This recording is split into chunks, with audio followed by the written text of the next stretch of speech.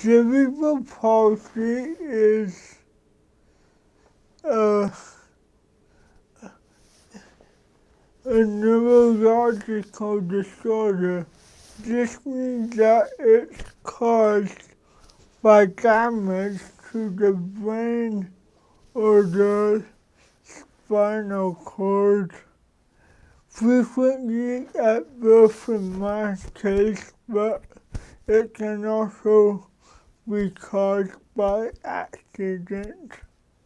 Because damage to the brain is not an exact science, there are many different things that cerebral palsy could be. Cerebral palsy could cause mental deficits, physical deficits, and it's a spectrum. So, lawyers like myself can have cerebral palsy, but others who have cerebral palsy can struggle with learning a lot. Likewise, some people with cerebral palsy talk normally, and others like me talk differently than the rest of the majority of people. So it's a broad spectrum. Some people use a wheelchair, I typically don't, and it's really a very broad set of experiences. So,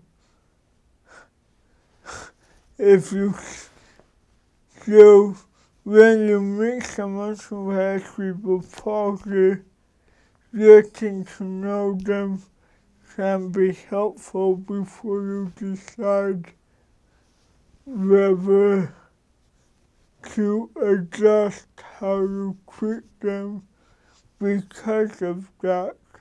And of course that's a difficult thing to do because of most disabled people have disorders that mean you treat them differently, but others do not. And I understand those who have an instinctive reaction to meeting someone with cerebral palsy to treat them as if they had a learning disorder. It's a fine instinct, but it's not always true. Some people are very, very mentally competent. So, for me specifically, cerebral palsy primarily affects how I move, how I write. My handwriting's awful, trust me. I don't drive. It occasionally affects my eating, so I avoid hard to chew foods. I don't drive. Perhaps I could learn, but it's just been easier not to take that risk by driving regularly. And let's see. It affects me day to day, almost subconsciously.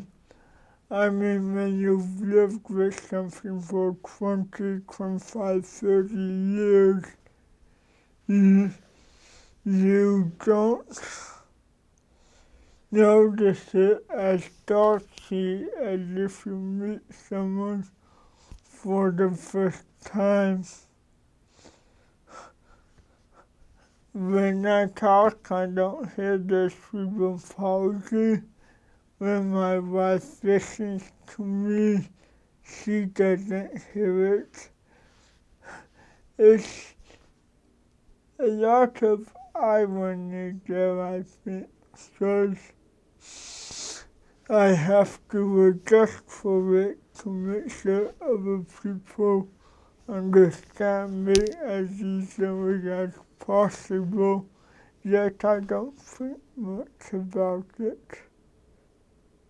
Cerebral palsy is not genetic, so my wife and I have a son, and there's no higher risk whatsoever that he'll have cerebral palsy because I do. Like I said earlier, it's going to be different for different people. I think one common theme is having to just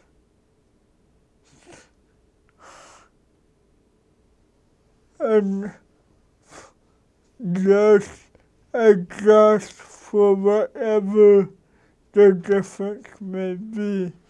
If it's a learning problem, you've got to find ways to be involved in the community despite that.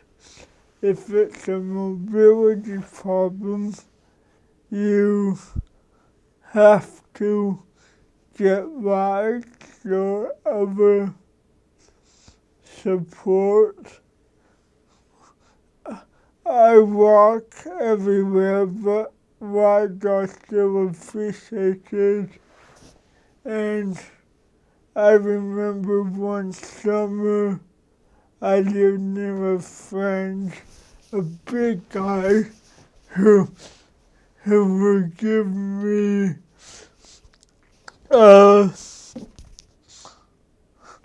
put me on his shoulders and give me a ride to wherever I needed to go.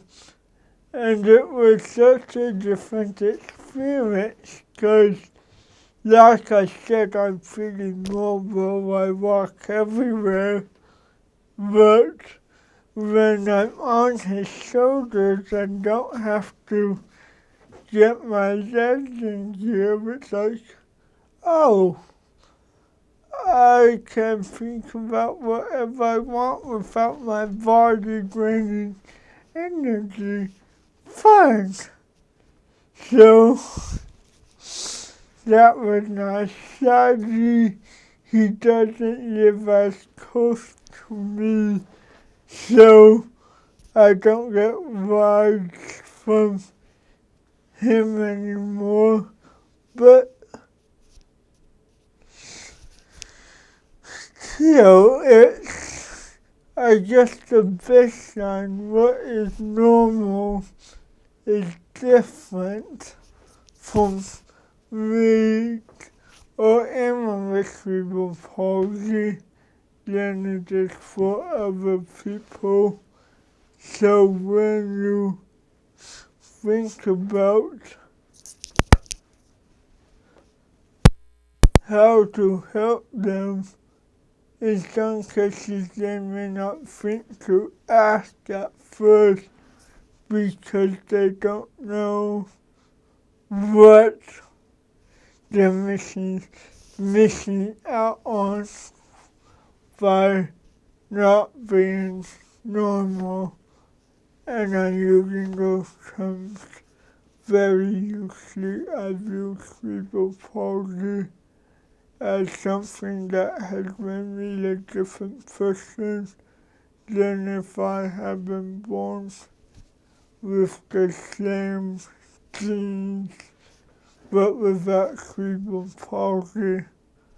As I said, cerebral palsy has changed how I view life in positive ways. I think it's because it was not always easy for me to fit in with the traditional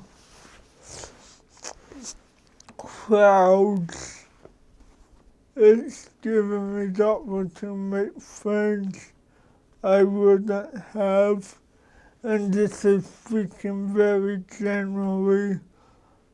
I've had a lot of very popular friends and a lot of not stereotypical but popular in my eyes friends over many years.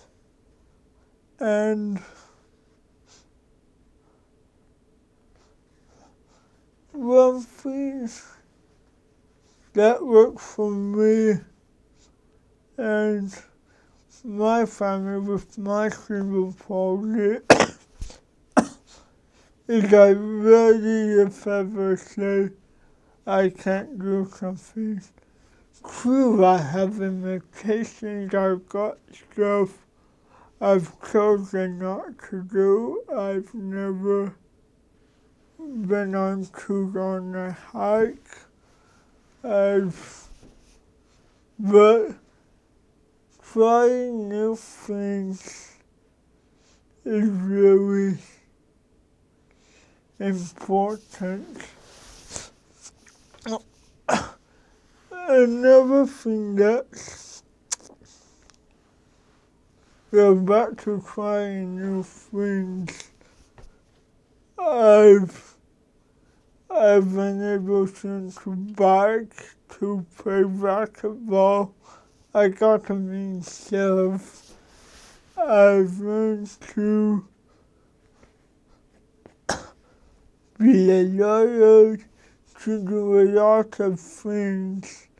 So it's an interesting balance because you have to acknowledge your limitations while giving yourself room for growth. And in some ways that's the same with everyone, but it's more stark. One thing that's really important with cerebral palsy is make sure the basics are met. Exercise, sleep, food, nutrition. By making those fundamentals, I think it opens the door to other possibilities that will be hard otherwise. I mean, I don't really know how. I've never studied cerebral palsy. Everybody, I mean, representative sample, but I would suspect that high-functioning cerebral individuals with cerebral palsy typically take extra good care of their body. Eating is a bit of a problem for me, but I try carefully to get the fruits and veggies that I need, even though raw carrots I can't eat, raw broccoli I can't eat, salads are challenge. So that's one thing, and exercise is also critical. I did karate for, 7 years, and for about 2 or 3 of those, I did it every day, and it really kept me in shape through elementary and middle school. And in college I picked up racquetball. My best friend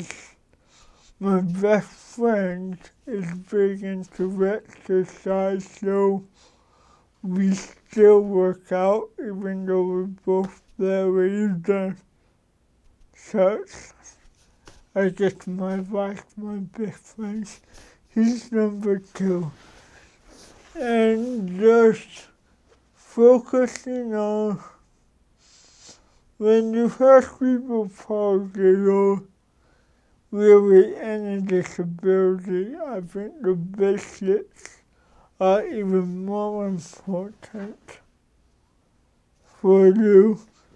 A religious and educational leader, Jeffrey R. Holland, has talked a lot about being wary of what's called diffusion depression, which is where when you burn yourself out and then you get depressed, and that can happen if you're caring for someone with cerebral palsy, or if you have it, you can try to do too much and need to pull back. And it's really important to know yourself, to know your limits, and push them, but know when you're pushing them and know when it's okay to say, I need a break. The good news, of course, is cerebral palsy is neither genetic nor degenerative. So for many people, again, I don't know the statistics, they can live well past their 20s, 30s, 40s with cerebral palsy, have a family, have children, grandchildren, maybe even great-grandchildren. We'll see if I get that far, no promises. But for that, you gotta take care of yourself, your mental health, your emotional health. You gotta watch your weight carefully. And a lot of the real basics enable you to do more despite your disability than you could do if you didn't take care of those things as well as striving for whatever goals are reasonable for you, given your specific type of cerebral palsy, whatever that may be. I've been blessed. I don't really have, and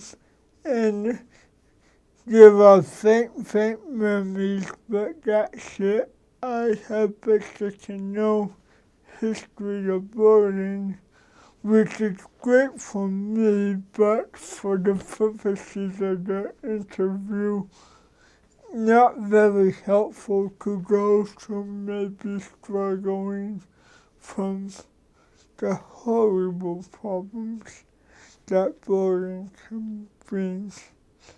My family has a culture where we enjoy Disneyland a lot.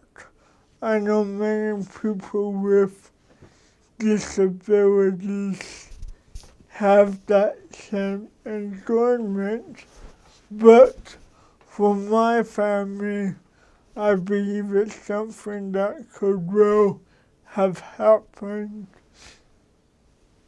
Take away the cerebral palsy, leave everything else the same, we still might have fallen in love with it.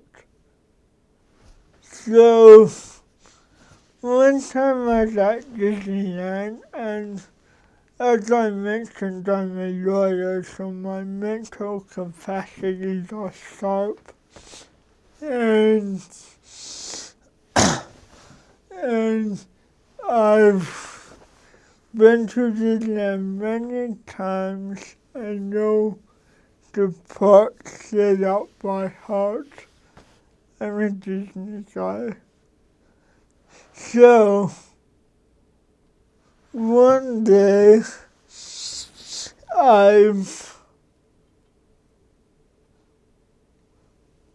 it's late at night, so it's 10 o'clock, 55 degrees, and I'm on my Splash Mountain, which is a water ice.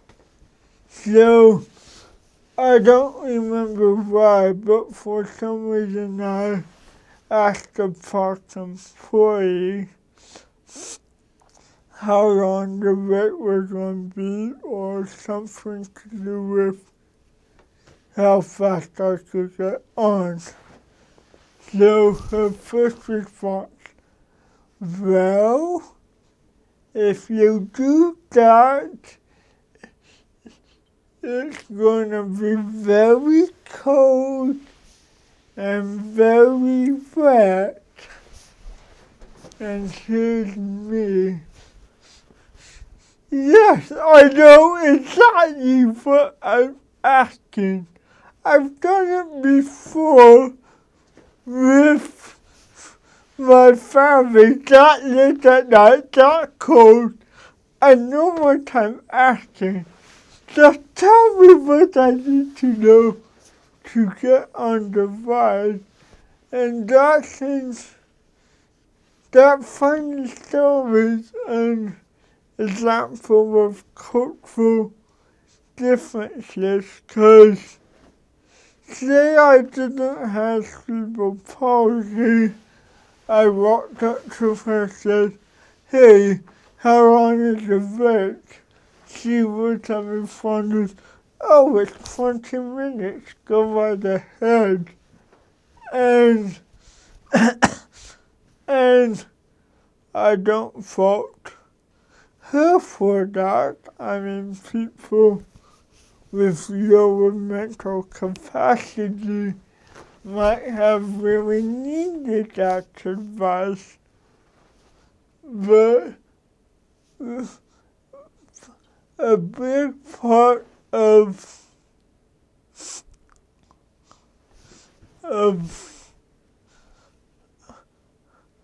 dealing with cerebral palsy is I can't wear a badge that says, hi, I'm Michael, I'm a lawyer, I've done A, B, C, and D. Please treat me as if I didn't have cerebral palsy. It's rude, it's boastful, it's arrogant even. So you have to find a way to show you are different and what makes you special while still being respectful of people who I am sure do very good job in helping people with other sorts of disabilities. And I'll give an example of that. When I went to BYU, I decided not to get any jobs in food service. I had one in high school, but I decided that if people see someone with cerebral palsy behind the counter, they're not going to always communicate on an equal level mentally, because if you work in food service, sometimes you do have mental challenges that make that job the best job you can get. So, but I like people, so my job of choice in my undergraduate years was in the math lab, where I tutored students in math. And that was a whole different mindset. If if the customer is a math student and your job is to help them with math problems, you're entering with an assumption of superiority in one level size math knowledge. So because the relationship opens with that mental gap with you in favor, that instantly put me, I should say, on a different footing in interaction with customers than if I had worked in food service or custodial or some other job. So there are lots of subtle ways to try and overcome what you might call discrimination or bullying. Obviously what I did won't work for everyone, but there are a lot of different ways to adapt. So despite your cerebral palsy, you're not seen as much that way in the ways you want to excel in, recognizing of course that not everyone will be as high functioning as I am. Some people with cerebral palsy, the best they can get is a janitor, and that's great for them.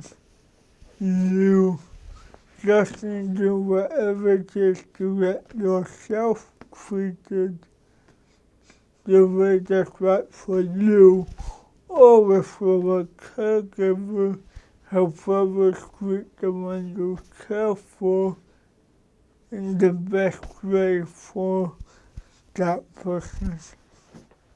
Avoid comparing yourself to others because your journey is different. That's true generally, of course, but it's definitely, especially true with cerebral palsy or another disability, your journey will be different than mine. I promise you. You will not live where I lived. You will probably not work at the math lab. You will not necessarily go to law school or work in constitutional law.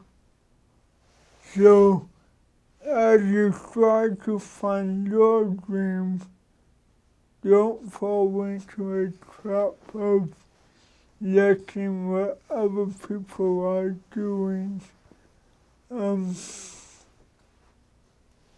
Keep yourself from the best you can do, and don't apologize for yourself. Apologize when you make mistakes, of course, yes, but don't apologize for who you are. And that's no different cerebral palsy or whatever else you may have. Recognize that for many, cerebral palsy won't be the only challenge in life, either because you have additional disabilities or because you just live life and we're human beings and have challenges. So be patient with yourself as you encounter new challenges. And learn from others too. I remember hearing of a man who died relatively early due to gum disease, and he had cerebral palsy. So that's led me to take extra care of my teeth because that's not how I want to go. And